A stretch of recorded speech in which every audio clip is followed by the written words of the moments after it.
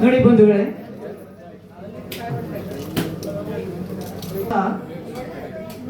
ಐದು ವಸ್ತುಗಳಿಗೆ ಪಂಚಗವ್ಯ ಅಂತ ಹೇಳ್ತಾರೆ.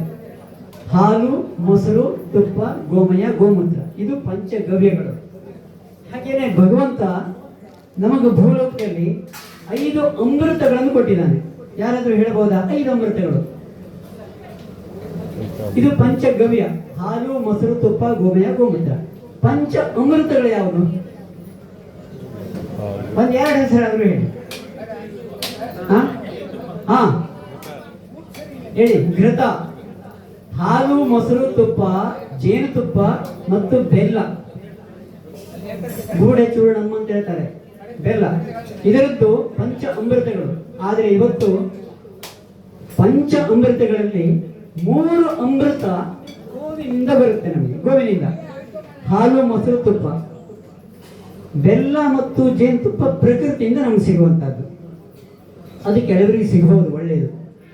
ಆದ್ರೆ ಗೋವಿಲ್ಲ ಅಂತ ಹೇಳಿದ್ರೆ ಹಾಲು, ಮೊಸರು, ತುಪ್ಪ ಈ 3 ಅಮೃತಗಳು ನಮ್ಗೆ ಸಿಗೋದಿಲ್ಲ. ಅದಕ್ಕೆ ದೇವತೆಗಳು ಗೋವನಲ್ಲಿ ವಾಸ ಆಗಿರೋದ್ರಿಂದನೇ ಆ ದೇವತೆಗಳ ಸಾರ, ಆ ಶಕ್ತಿ ಈ ಅಮೃತದಲ್ಲಿ, ಹಾಲು, ಮೊಸರು, ತುಪ್ಪದಲ್ಲಿ ಬರುತ್ತೆ. ಅದು ಯಾವುದು ಕೇಳಿದ್ರೆ ನಮ್ಮ ಭಾರತೀಯ ತಳಿಯ ಹಸುವಿನಲ್ಲಿ ಮಾತ್ರ. ಅದಕ್ಕೋಸ್ಕರನೇ ನಮ್ಮ ಗುರುಗಳು ರಾಮಚಂದ್ರಾಪುರ ಮಠದ ಪರಮ ಪೂಜ್ಯರು ಇಡೀ ಜಗತ್ತನ್ನು, ಜಡವಾಗಿ ಮಲಗಿದಂಥ ಜಗತ್ತನ್ನೇ ಜಾಗೃತಿಗೊಳಿಸಿದ್ದಾರೆ. ಇದರಲ್ಲಿ ಅನೇಕ ಸಂತರು ಅವರು ಪೂರ್ವದಲ್ಲಿ ಮಾಡಿದ್ದಾರೆ, ಇಲ್ಲ ಅಂತಲ್ಲ. ಇಲ್ಲಿ ನಾವು ಕಂಡುಕೊಂಡಂತ 1-2 ಅಂಶ ಪಂಚಗವ್ಯ. ಅದನ್ನ ಯಾಕೆ ಉಪಯೋಗಿಸ್ತಾರೆ? ನಮ್ಮಲ್ಲಿ ಯಾವುದೇ ಧಾರ್ಮಿಕ ಕಾರ್ಯಕ್ರಮ ಮಾಡುವಾಗ ಶರೀರ ಶುದ್ಧಾರ್ಥಂ ಪಂಚಗವ್ಯ ಪ್ರಾಶನಂ, ಶರೀರದ ಶುದ್ಧಿಗಾಗಿ ಪಂಚಗವ್ಯ ಪ್ರಾಶನ ಮಾಡಬೇಕು ಅಂತ ಒಂದು ವಿಧಿ ಇದೆ. ಆದ್ರೆ ಇವತ್ತೇಕ ಲೋಪ ಆಗ್ತಾ ಇದೆ. ಅನೇಕ ಮುಂದುವರಿದ ಸಮಾಜದ, ಸುಸಂಸ್ಕೃತ ಸಮಾಜದ ಮನೆಗಳಲ್ಲೂ ಕೂಡ ಲೋಪ ಆಗ್ತಾ ಇರುವಂತಹದ್ದು ಬಹಳವಾದ ಒಂದು ವಿಷಾದದ ಸಂಗತಿ. ಪೇಟೆಯಲ್ಲಿರುವವರಿಗಂತೂ ತುಂಬಾ ಲೋಪ ಆಗಿದೆ. ಆದ್ರೆ ಅದನ್ನ ಮತ್ತೆ ಸುಲಭವಾಗಿ ನಾವು ಪಂಚಗವ್ಯವನ್ನ ಹೇಗೆ ಮಾಡಿಕೊಳ್ಬಹುದು ಅನ್ನುವಂತ ಒಂದು ಪ್ರಯೋಗ ಮಾಡಿ ತೋರಿಸ್ತೇವೆ. ನಮಗೆ ಇನ್ನೊಂದು ಒಂದು ತಟ್ಟೆ, ಯಾರಾದ್ರೂ ಲೋಟ ಇದ್ರೆ ಕೊಟ್ರೆ ಬಹಳ ಒಳ್ಳೆಯದು. ಒಂದು ಲೋಟ ಕೊಡಿ ಮಾಡಿ. ಪಂಚಗವ್ಯವನ್ನ ಮಾಡಬೇಕಾದ್ರೆ ಶುದ್ಧ ಹಾಲು, ಮೊಸರು, ತುಪ್ಪ, ಗೋಮಯ ಮತ್ತು ಗೋಮೂತ್ರ ಬೇಕು. ಆದ್ರೆ ಅದು ಪೇಟೆಯಲ್ಲಿ ಇರುವವರಿಗೆ ಸಿಗುವುದಿಲ್ಲ. ಅದಕ್ಕೋಸ್ಕರನೇ ಅದನ್ನ ಹಾಕಿ ಹಾಲು, ಮೊಸರು, ತುಪ್ಪ, ಗೋಮಯದ ರಸ ಮತ್ತು ಗೋಮೂತ್ರ ಹಾಕಿ ಒಂದು ಪಾಕ ಮಾಡಿದ್ದಾರೆ. ಈ ಪಾಕಕ್ಕೆ ಪಂಚಗವ್ಯ ಘೃತ ಅಂತ ಹೇಳ್ತಾರೆ. ಏನ್ ಹೇಳ್ತಾರೆ? ಪಂಚಗವ್ಯ ಘೃತ. ನೋಡಿ, ಈ ಪಂಚಗವ್ಯ ಘೃತದಿಂದ ನಾವು ಪಂಚಗವ್ಯವನ್ನ ಯಾವಾಗ ಬೇಕಾದ್ರೂ ತಯಾರು ಮಾಡ್ಕೊಳ್ಬಹುದು. ರಾತ್ರಿ 10 ಗಂಟೆ ಬೇಕಾದ್ರೂ ತಯಾರು ಮಾಡ್ಕೊಳ್ಬಹುದು. ಅದನ್ನ ಹೇಗೆ ಮಾಡ್ಕೊಳ್ಬಹುದು ಅನ್ನುವಂಥದ್ದನ್ನ ತೋರಿಸ್ತೀನಿ. ಹೇಗೆ ನಾನು ಬ್ಯಾಗ್ನಲ್ಲಿ ಇದು ಬಿಡಿ. ಇದಕ್ಕೆ ಒಂದು ಪಂಚಗವ್ಯ ಘೃತ ಇಟ್ಕೊಳ್ಬೇಕು. ಇನ್ನು ಅನೇಕ ಗೋಶಾಲೆಗಳಲ್ಲಿ ಮಾಡ್ತಾರೆ, ಶುದ್ಧವಾಗಿ ಮಾಡೋದ್ರಿಂದ ತಗೊಳ್ಳಿ ಇದನ್ನು. ಇನ್ನೊಂದು ಗೋಮೂತ್ರದ ಅರ್ಕ ಬೇಕು. ಅರ್ಕ ಅಂದ್ರೆ ಗೋಮೂತ್ರ ಅರ್ಕ ಬಹಳ ಕಡಿಮೆ ಮಾಡ್ತಾರೆ. 2 ಇಟ್ಕೊಂಡ್ಬಿಟ್ರೆ ನಿಮ್ಮ ಮನೆಯಲ್ಲಿ ಬಹುದೊಡ್ಡ ಪವಿತ್ರನೇ ಉಂಟಾಗುತ್ತೆ. ಇದರಿಂದ ಹೇಗೆ ಪಂಚಗವ್ಯ ತಯಾರು ಮಾಡ್ಕೊಳ್ಬಹುದು ನೋಡಿ. ಈ ಲೋಟದ ಒಳಗೆ ನಾನು ಪಂಚಗವ್ಯ ಘೃತ ಹಾಕ್ತೇನೆ.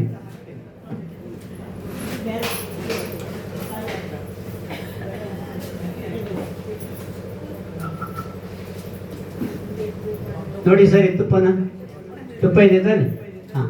ತುಪ್ಪ ಅಂದ್ರೆ ಒಂದು ನೆನ್ಪಿಟ್ಕೊಳ್ಳಿ, ಇದು ರೊಟ್ಟಿಗೆ ದೋಸೆಗೆ ಹಾಕಿರ್ತೇನೆ. ತುಪ್ಪ ಅಲ್ಲ, ನಮ್ಮ ಋಷಿಗಳು ಹೇಳಿದ ಪದ್ಧತಿಯಲ್ಲಿ ತಯಾರು ಮಾಡಿದಂತಹ ಪಂಚಗವ್ಯ ಘೃತ. ಆಮೇಲೆ ಇದರಲ್ಲಿ ಗೋಮೂತ್ರದ ಅರ್ಕವನ್ನು ಹಾಕ್ತೇನೆ.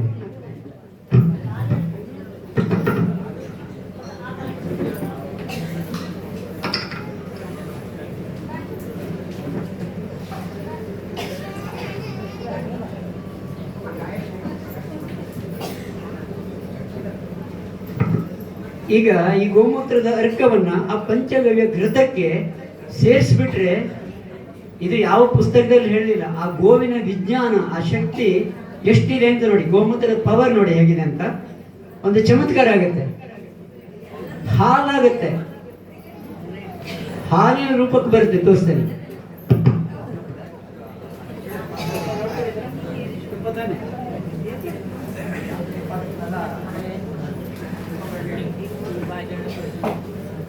ನೋಡಿ ಬಂಧುಗಳೇ, ನೋಡಿ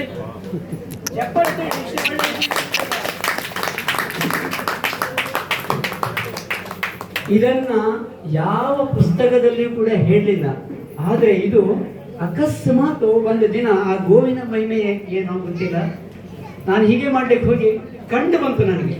ಕೂಡಲೇ ಇದನ್ನ ಹೋಗಿ ಹೊಸನಗರಕ್ಕೆ ಹೋಗಿ ಗುರುಗಳ ಹತ್ರ, ಗುರುಳೆ ಒಂದು ಹೊಸದು ಶೋಧ ಆಗಿದೆ ಏನು ಅಂತ ಕೇಳಿದ್ರು. ಪಂಚಗವ್ಯವನ್ನು ಎಷ್ಟೊತ್ತಿಗೆ ಬೇಕಾದ್ರೂ ತಯಾರು ಮಾಡ್ಕೊಳ್ಬಹುದು, ರಾತ್ರಿ ಬೇಕಾದ್ರೂ ತಯಾರು ಮಾಡ್ಕೊಳ್ಬಹುದು, ಹೇಗೆ ಮಾಡುತ್ತೆ ಅಂತ ಕೇಳಿದ್ರು. ನೀವು ಅಡ್ಡಿನ ಅಂದ್ರೆ ತೋರಿಸ್ತೇನೆ ಅಂತಂದೆ. ಅವ್ರು ಈಗಲೇ ತೋರ್ಸ ಅಂತ ಹೇಳಿದ್ರು. ಸುಧೇವಿ ನನ್ನ ಚೀಲದಲ್ಲಿ ಇಟ್ಟಿದೆ ಎರಡು. ಆ ಗೋಶಾಲೆಯ ಮಧ್ಯದಲ್ಲಿ ಅವತಾರ ತೋರಿಸದೆ ಆಶ್ಚರ್ಯಪಟ್ಟು ಇದೊಂದು ಹೊಸ ಬೆಳವಣಿಗೆ ಅಂತ ಹೇಳಿದ್ರು. ಪುಸ್ತಕದಲ್ಲಿ ಹೇಳಿಲ್ಲ. ಈ ಪಂಚಗವ್ಯ ನೀವು ಕುಡಿದು ನೋಡಿ, ಬಹುಶಃ ನಿಮ್ಮ ಜನ್ಮದಲ್ಲಿ ಇಷ್ಟು ರುಚಿಯ ಪಂಚಗವ್ಯ ಕುಡಿದಿಲ್ಲ. ಪಂಚಗವ್ಯ ಕುಡಿಯದೇನೆ ನಾವು ಯಾವುದೇ ಧಾರ್ಮಿಕ ಕ್ರಿಯೆಗಳನ್ನ, ಕರ್ಮಗಳನ್ನು ಮಾಡಿದ್ರೂ ಕೂಡ ಬರಬೇಕಾದಂತ ಪರಿಪೂರ್ಣವಾದಂತ ಫಲ ಸಿಗೋದಿಲ್ಲ. ಇದಕ್ಕೆ ಆ ದರ್ಭೆ ಅಂತಿದೆಯಲ್ಲ, ದರ್ಭದಿಂದ ಆರೋಗ್ಯ ಮಾಡಬೇಕು. ನಮ್ಮ ಋಷಿಗಳು ಹೇಳಿದ್ರು, ಅದರಲ್ಲಿ ಒಂದು ಸೂಕ್ಷ್ಮವಾದಂತ ಕಣಗಳನ್ನ ಒಡೆಯುವಂತ ಶಕ್ತಿ ಇದೆ. ದರ್ಭೆ ಅಂತ, ಕುಶ ಅಂತ ಹೇಳ್ತಾರೆ. ಅದಕ್ಕೆ ಒಂದು ಮಂತ್ರ ಇದೆ, ಯತ್ವಗಸ್ತಿಗತಂ ಪಾಪಂ ದೇಹೇ ತಿಷ್ಠತಿ ಮಾಮಕೆ ಪ್ರಾಶನಾತ್ ಪಂಚಗವ್ಯಸ್ಯ ದಹತ್ವಗ್ನಿರ್ವೇಂದನ. ನಾವು ನಿತ್ಯದಲ್ಲಿ ಅನೇಕ ಕರ್ಮ ಮಾಡ್ತೀವಿ, ಭಜನೆ ಮಾಡ್ತೀವಿ, ಕೀರ್ತನೆ ಮಾಡ್ತೀವಿ, ಹಾಡನ್ನು ಹೇಳ್ತೀವಿ, ದೇವ್ರ ಪೂಜೆ ಮಾಡ್ತೀವಿ, ಒಳ್ಳೆ ಕರ್ಮ ಮಾಡ್ತದೆ, ಒಳ್ಳೆ ಕರ್ಮನೇ ಮಾಡ್ತೀವಿ. ಆದ್ರೆ ಕೆಲವೊಂದು ಪಾಪ ಕರ್ಮಗಳು ನಮಗೆ ಗೊತ್ತಿಲ್ಲದೆ ಆಗ್ಬಿಡ್ತದೆ. ನಡ್ಕೊಂಡು ಹೋಗ್ತಾ ಇರ್ತೀವಿ, ಕಾಲಡಿಗೆ ಏನೋ ಸಾಯ್ತದೆ. ಅಂತಹ ಕರ್ಮಗಳು ಇದನ್ನ ಆಮೇಲೆ ಎಲ್ಲರಿಗೂ ಕೊಡ್ಬೋದಾಯ್ತಾ. ಇದು ನಮಗೆ ಕೆಲವೊಂದು ಭೋಗಿಸಿ ಹೋಗದೇನೆ ಕರ್ಮ ನಾಶ ಆಗೋದಿಲ್ಲ. ಅಂತಹ ಕರ್ಮಗಳು ನಮಗೆ ಚರ್ಮಕ್ಕೂ ಮತ್ತು ಎಲುಬೆ ತನಕ ಅಂಟುಕೊಂಡಿರುತ್ತೆ. ಅದಕ್ಕೆ ಹೇಳಿದ್ದಾರೆ, ಪ್ರಾಶನ ಪಂಚಗವ್ಯಸ್ಯ, ಪಂಚಗವ್ಯದ ಪ್ರಾಶನದಿಂದ ಯತ್ವಗಸ್ತಿಗತಂ ಪಾಪಂ, ನನ್ನ ಅಸ್ಥಿಗತವಾದಂತಹ ಚರ್ಮಕ್ಕೂ ಮತ್ತು ಎಲುಬಿಗೂ ಅಂಟಿರ್ತಕ್ಕಂಥ ಪಾಪ ದಹತ್ವಗ್ನಿ ನಿವೇದನಂ, ಅಗ್ನಿಯನ್ನು ಕಟ್ಟಿಗೆಯಲ್ಲಿ ಹಾಕಿದ್ರೆ, ಅಲ್ಲ ಕಟ್ಟಿಗೆಯನ್ನು ಅಗ್ನಿಯಲ್ಲಿ ಹಾಕಿದ್ರೆ ಯಾವ ತರ ದಗ ಸುಟ್ಟಿ ಹೋಗುತ್ತೋ ಆ ತರ ಪಾಪಗಳು ಹೋಗುತ್ತೆ ಅಂತ. ಆದ್ರೆ ಇವತ್ತು ಆ ವಿಧಿ ಪೂರ್ತಿ ಲೋಪ ಆಗ್ತಾ ಇದೆ. ಅದಕ್ಕೋಸ್ಕರ ಸುಲಭವಾಗಿ ಮಾಡ್ಕೊಳ್ಳಿಕ್ಕೆ ಈ ಪಂಚಗವ್ಯ ಗ್ರಂಥವನ್ನ ಮನೆಯಲ್ಲಿ ಇಟ್ಕೊಳ್ಳಿ. 2-3 ವರ್ಷ ಇಟ್ಕೊಂಡ್ರು ಕೂಡ ಹಾಳಾಗೋದಿಲ್ಲ. ವಿಶೇಷವಾಗಿ ಗಂಡಸರು ಕ್ಷೌರ ಮಾಡಿದ ದಿನ ಪಂಚಗವ್ಯ ತಗೊಂಡು ಶುದ್ಧ ಆದ್ರೆ ಮಾತ್ರ ಅವರಿಗೆ ದೇವರ ಕಾರ್ಯವನ್ನು ಮಾಡಲಿಕ್ಕೆ ಅಧಿಕಾರ ಬರುತ್ತೆ. ಮಾತೆಯರು ಮುಟ್ಟಾಗಿ ಮಿಂದ ದಿವಸ ಪಂಚಗವ್ಯ ತೆಗೆದುಕೊಳ್ಳದೇನೆ ಶುದ್ಧಿ ಆಗಲಿಕ್ಕೆ ಸಾಧ್ಯನೇ ಇಲ್ಲ. ಆದರೆ ನಮಗೆ ಇದು ಲೋಪ ಆಗಿದೆ, ಯಾರು ಮಾಡ್ತಾ ಇಲ್ಲ. ಸುಲಭವಾಗಿ ಒಂದು ಸ್ವಲ್ಪ ಸಾಕು ಪ್ರಮಾಣ ಮಾಡಿಕೊಳ್ಳಿ. ನಿಮ್ಮ ಮನೆಯಲ್ಲಿ ಆಗುವಂಥ ಬದಲಾವಣೆ ನೀವು ನಿರೀಕ್ಷಿಸಿ. ಇವತ್ತು ನಮ್ಮ ಸಮಾಜದಲ್ಲಿ, ನಮ್ಮ ಮನೆಯಲ್ಲಿ ಒಂಥರ ಪಾವಿತ್ರ್ಯ ಇಲ್ಲದೆ ಹೋದ ಕಾರಣದಿಂದ ಎಷ್ಟೇ ಒಳ್ಳೆ ಕಾರ್ಯ ಮಾಡಿ, ದಾನ ಬೇಕಾದ್ರೂ ಮಾಡಿದ್ದೀವಿ, ಆ ಪುಣ್ಯದ ಫಲ ಸಂಪೂರ್ಣ ಸಿಗುವುದಿಲ್ಲ. ಅದಕ್ಕೋಸ್ಕರ ಪಂಚಗವ್ಯಕ್ಕೆ ಮಾಡಿಕೊಳ್ಳಿಕ್ಕೆ ಪಂಚಗವ್ಯ ಗ್ರಂಥ, ಒಂದು ಗೋಮೂತ್ರದ ಅರ್ಕ ಇಟ್ಕೊಳ್ಳಿ, ಪರಿಣಾಮ. ಎರಡನೇದು, ನಾವು ಪಂಚಗವ್ಯ ಗ್ರಂಥ ಇಟ್ಕೊಂಡ್ವಿ, ನಮಗೆ ಅಷ್ಟೇ, ನಾವು ಮನೆಯಿಂದನೇ ಹೊರಗೆ ಹೋಗೋದಿಲ್ಲ, ನಾವು ಪಾಪ ಆಗೋದಿಲ್ಲ ಅನ್ನೋಂಥ ಭಾವನೆ ಹಾಗೆ ಇಟ್ಕೊಳ್ಳಿ. ಆದರೆ ಇದು ಒಂದು ಅದ್ಭುತ ಔಷಧಿ, ತುಂಬಾ ಮಹತ್ವದ ಕೇಳಿಕೊಳ್ಳಿ. ಯಾರಿಗೆ ನಿದ್ದೆ ಬರೋದಿಲ್ಲ ಯಾವ್ಯಾವುದೋ ಕಾರಣದಿಂದ, ರಾತ್ರಿ ಮಲಗುವಾಗ ಒಂದೊಂದು ಹನಿ ಇದನ್ನ ಜೀಕಣಿ ಅಂತ ಹೇಳ್ತಾರಲ್ಲ, ಇದಿಟ್ಕೊಳ್ಳಿ, ಮುಗಿಗೆ ಹಾಕ್ಕೊಳ್ಳಿ, ತುಂಬಾ ಚೆನ್ನಾಗಿ ನಿದ್ದೆ ಬರುತ್ತೆ. ಯಾರಿಗೆ ಅಸಿಡಿಟಿ ಇದೆ, ನಾನು ವೈದ್ಯನಲ್ಲ, ಡಾಕ್ಟರ್ ಅಲ್ಲ, ಅಥವಾ ಅದರ ಅನ್ವೇಷಣೆ ಮಾಡುವಂತ ರಿಸರ್ಚರ್ ಕೂಡ ಅಲ್ಲ, ಆದ್ರೆ ಅನೇಕರ ಅನುಭವವನ್ನ ನಾನು ತಮ್ಮ ಮುಂದೆ ಪ್ರಕಟ ಮಾಡ್ತೀನಿ. ಯಾರಿಗೆ ಅಸಿಡಿಟಿ ಇದೆ, ರಾತ್ರಿ ಮಲಗುವಾಗ ಅರ್ಧ ಚಮಚ ಪಂಚಗವ್ಯ ಗ್ರಂಥವನ್ನ ಬಾಯಲ್ಲಿ ಹಾಕೊಂಡು ಕುಚು ಕುಚು ಕುಚು ಕುಚು ಕಡಿಸಿ 2 ನಿಮಿಷ ಅದು ಪೂರ್ತಿ ನೀರಾಗುತ್ತೆ. ಅದನ್ನ ನುಂಗಿ ಮಲಗಿ, 100ಕ್ಕೆ 100 ಅಸಿಡಿಟಿ ಹೋಗುತ್ತೆ. 100ಕ್ಕೆ ನೀವು ಬೇಕಾದ್ರೆ ಪ್ರಯೋಗ ಮಾಡಿ ನೋಡಿ.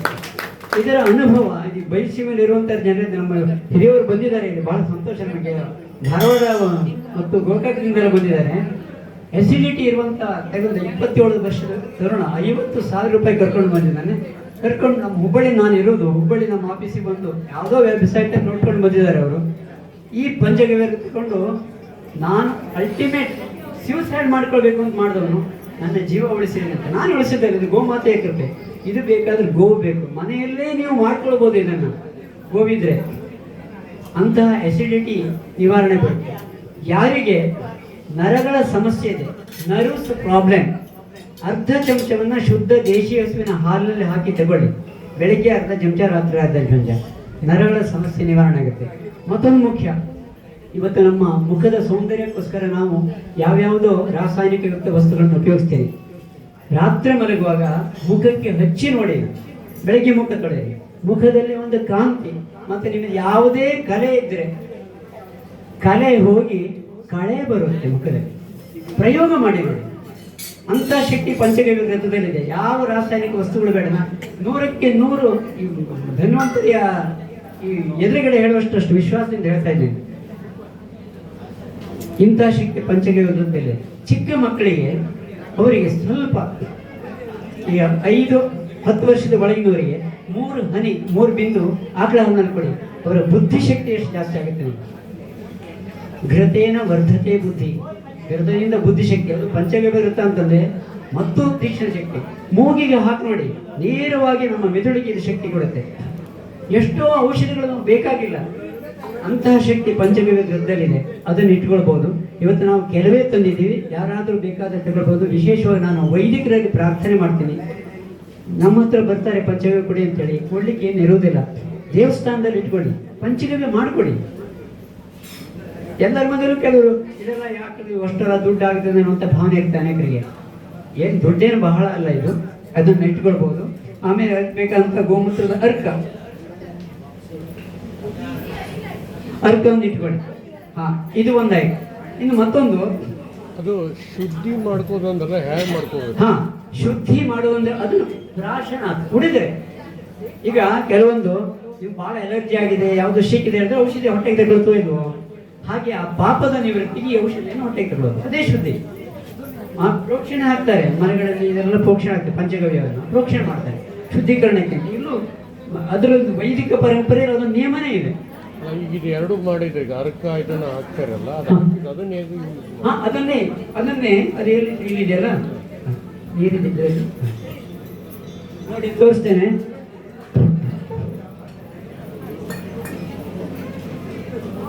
ಇದನ್ನ ಒಂದು ದರ್ಬೆ ಹುಲ್ಲಿನಿಂದ ಪ್ರೋಕ್ಷಣೆ ಹಾಕ್ಕೊಳ್ಬೇಕು. ನಾವು ಹಾಕ್ಕೊಳ್ಬೇಕು, ಕೈಲಿ ಹಾಕ್ಕೊಂಡು ಓಂ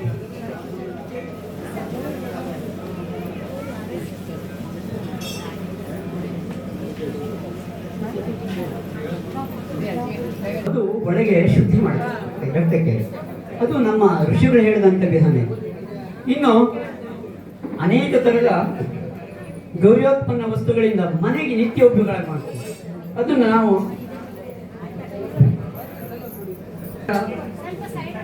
ಈ ಗೋಮೂತ್ರದ ಮಹಿಮೆ ಎಂಥದ್ದು ಎನ್ನುವುದನ್ನು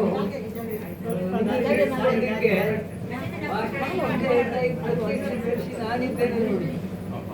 ನನಗೆ 74ನೇ ವರ್ಷದಲ್ಲಿ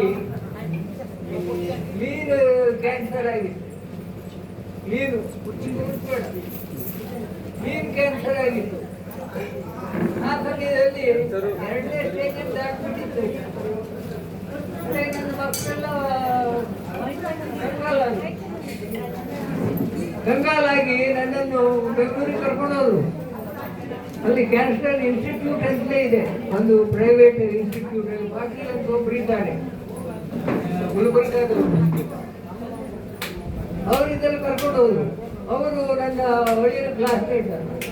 ನನ್ನ ಮಗಳನ್ನೇ ಅಲ್ಲಿ ಹತ್ರ ಕೊಟ್ಟಿದ್ದಾರೆ. ಅವರು MS ಮಾಡಿ ಸರ್ಜರಿ ಮಾಡುವ ಡಾಕ್ಟರ್, ಅವರು ಕ್ಲಾಸ್ಮೇಟ್ ಆಗಿದ್ದರು. ಆ ನಂತರ ಅವರನ್ನು ಕರೆದಿದ್ರು. ಅವರು ಬಂದರು, ಪಾಟೀಲರನ್ನು ಭೇಟಿಯಾದರು.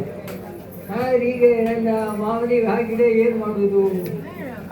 ಈ 74ನೇ ವರ್ಷದಲ್ಲಿ ಇಲ್ಲೇ ಸ್ಕ್ರೀನ್ ಇದೆ, ಇಲ್ಲಿ ಈ ಸ್ಕ್ರೀನನ್ನು ತೆಗೆದು ಹಾಕ್ಲಿಕ್ಕಂತೂ ಸಾಧ್ಯ ಇಲ್ಲ. ಯಾಕೆಂದ್ರೆ ವಯಸ್ಸಾಯಿತು, ಇಲ್ಲಿ ಎಲುಬು ಉಂಟಲ್ಲ, ಎಲುಬು ಪುನಃ ಕೂಡುವುದಿಲ್ಲ. ಸ್ಕ್ರೀನನ್ನು ತೆಗೆದು ಹಾಕ್ಬಿಟ್ಟು ಮತ್ತು ರೋಗ ಬಂದರೆ ರೋಗ ನಿವಾರಣೆಯೂ ಆಗುವುದಿಲ್ಲ, ಆ ರೋಗಕ್ಕೆ ಬಲಿಯಾಗುತ್ತಾನೆ. ಹೀಗಾಗಿ ಈ ರೋಗ ಬರೇ ಕೆಮೊಥೆರಪಿಯಿಂದ ಗುಣ ಆಗ್ತದೆ ಅಂತ ನಾನು ಭರವಸೆ ಕೊಡಲಾರೆ. ದಿವಸ ಬದುಕಿರ್ತಾರೆ, ಇವುದ ನಂತರ ಆ ಪರಮಾತ್ಮನಿಗೆ ಬಿಟ್ಟಿದ್ದು ಅಂತ ಹೇಳಿಬಿಟ್ಟು. ಸರ್ ತಮಗೆ ಇವಾಗ ವಯಸ್ಸೆಷ್ಟು? ಇವಾಗ ವಯಸ್ಸೆಷ್ಟು? ನನಗೆ 95. 95. ಆ ನಂತರ ನಾನು ಪ್ರತಿ ದಿವಸ ಅಲ್ಲಿ ಕೆಮೊಥೆರಪಿಗೆ ಹೋಗಬೇಕಾಗಿತ್ತು. ನನಗೆ 4 ತಿಂಗಳವರೆಗೆ ಪ್ರತಿ 25 ದಿವಸಕ್ಕೊಂದ್ಸಲ ಕೆಮೊಥೆರಪಿ ಇದರಿಂದ ಜಗ್ಗುದಿಲ್ಲ ಅಂತ ಹೇಳಿದ್ರು ಅವರು. ಆದರೆ ಏನೋ ಆ ಏನು 3 ಸಲ ನನಗೆ ಕೆಮೊಥೆರಪಿ ಅದನ್ನು ಪ್ರಯೋಗ ಮಾಡಿದ್ದೇಯ, ಅದು ಕಲೆ ಸಹ ಹೋಗುವುದಿಲ್ಲ. ಗುಣ ಆದ ನಂತರ ಅದನ್ನೇ ಬರ್ತೇನೆ ಈಗ. ಅದಕ್ಕೆ ಬಂದೆ ನಾನು ಕಡೆಗೆ ನಾನು